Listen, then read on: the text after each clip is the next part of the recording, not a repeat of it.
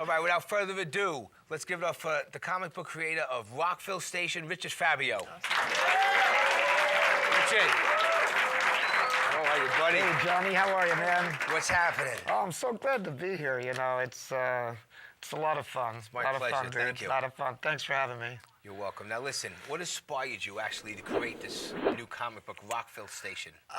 Well, actually, I've always had a passion for art and animation as a kid, and it only seemed natural that at one point in my life that I would go into this kind of avenue.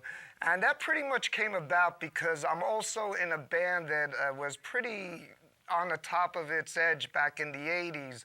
And when we got together back in about 3 years ago to try to get things going, I spent a lot of my time working on that time that I had off, and it only seemed natural to bring the cartoon into the rock world, because now what's going on is we don't have those avenues and markets that we used to have when we were kids. I know that you played drums and you were always involved in a lot of clubs, and there's a lot of places for kids to get tuned into rock and roll, but we don't have that kind of stuff now. No. So I have kids of my own. One is sitting right here in front of me, and it just felt really good to create a cartoon strip about music, and rock and roll, and actually use us as the guinea pigs to launch the whole thing off. Well, I got a question for you from our studio audience, actually. Is this part of the Eric Carr Rockheads, or is it an association? What is it? Because a lot of mixed promotion. It's a great point, and here is to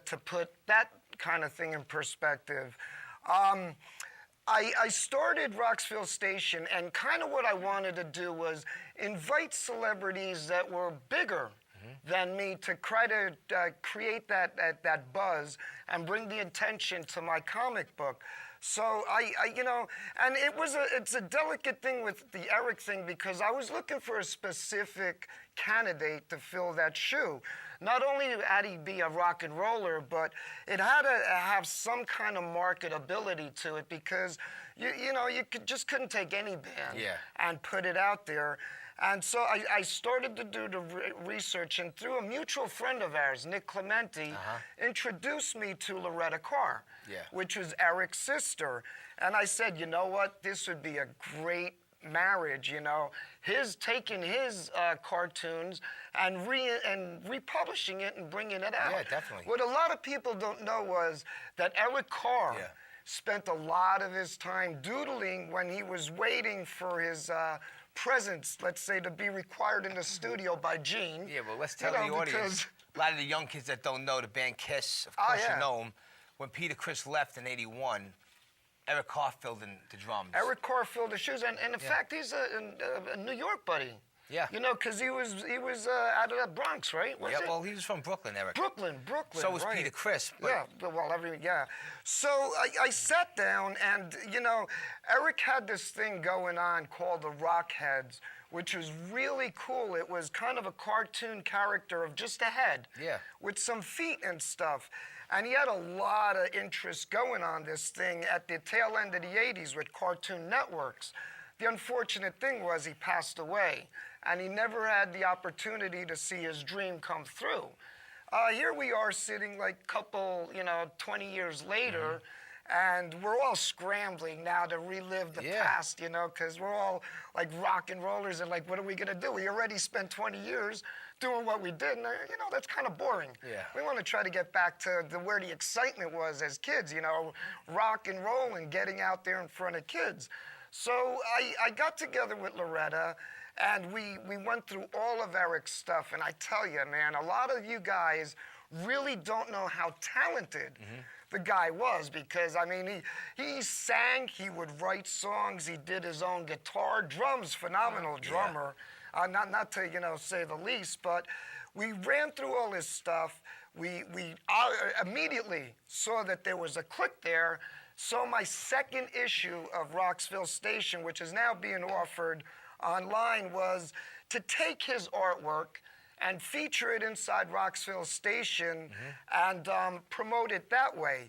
We did a cross-promotion with it, and we're now selling the first comic book with Eric's artwork published in it. It was autographed by Bruce Kulick, who was the guitar player for Kiss during the In the 80s. 80s, man. I mean, you had two different Kisses, you know, and The original Kiss was the best. oh, you couldn't beat You know, that, Gene, man. Paul, I Peter, mean, and Ace. that's why I'm still looking the way I do, because you can't pull that apart. No. That connection there. I mean, the Kiss is still dynamite, Gene and Paul, Yeah. but it ain't the same without all four of them. yeah. And then Kiss got back together in '96, like most of you know. But unfortunately for the younger generation, Eric Carr passed away in 1991 or 2. It was 91. It was brain cancer. November 24th of Yeah. 91. He was yeah. 42 years old. 41. 41. Yeah, 41. Yeah. Wow. Yeah. It's sad, but you know, and that is what I kind of use to leverage the comic book and to get it out there. And I tell you, it's been incredibly successful.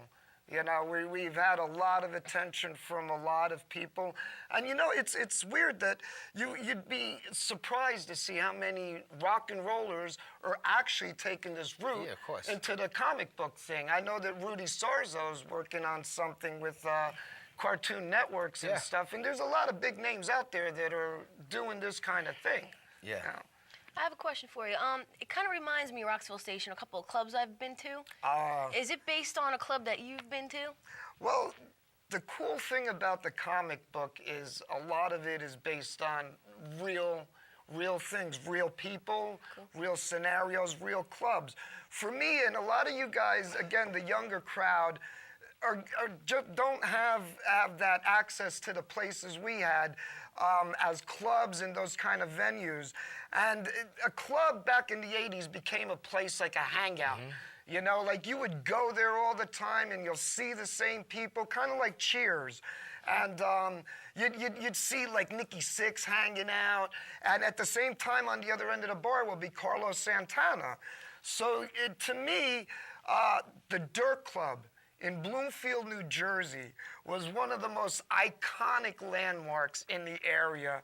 I mean, the place was, it was pure evil. I tell you, Was it like the Viper Room or like man, it the was Rainbow Room? Absolutely nuts. There was underground caves and caverns underneath the club that a lot of people didn't know, which is an entirely different nightclub altogether, you know, when everything got said and gone. Now listen, let me talk to you fast. You're the guitar player in the band Pharoah. Yeah. What's the difference between the music business and the comic book business that you're currently doing? Zero, dude, zero. It's still, you know, it's still kissing a lot of butt. It doesn't matter what industry it is, as long as, you know, there's that glam attached to it. You got a whole sea of people that are going to be latching onto it. So, man, it's the same thing. You got to go knock down the doors, and you got to do the whole thing. Exactly. And, you know, there's, and that's true with anything, you know, at that level. Can you name some of the high-profile people that wanted to be part of your Rockville Station? I can't really, because of the nature of it. That was one of your questions. Involved. No, you know, that's how I was going to lead it out. I do have something, you know, and I'm planning to release it at Comic-Con Cool. at the end of the year in October. So, and I know you're going to be in that comic book as well. I know we've been talking about that. You are the man. I kiss your ass right now. That's what they say. Now listen, your time's almost up.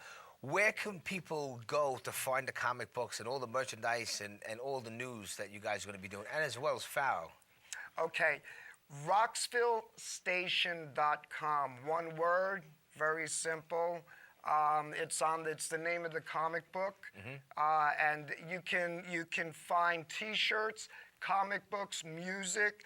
As part of the program, my partner, who's also the singer in Pharoah, Carl DeKira, we started a music program to support the characters in Rockville Station, which is kind of a separate thing from what we're doing with Pharoah. Yeah.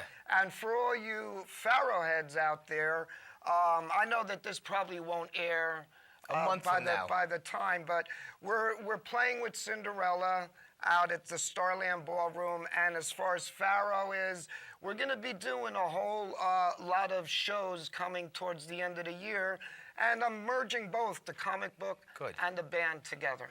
Well, listen, you're always welcome on the show. Well, Best thanks, of luck. Johnny. Everybody, let's give it up for Richard Fabio.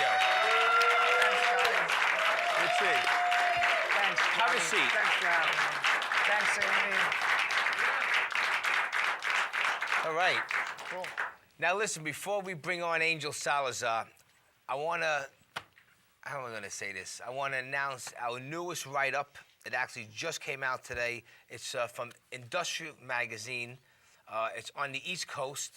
Taylor Hirsch wrote a big write-up on us, and I just want to tell her thank you very much.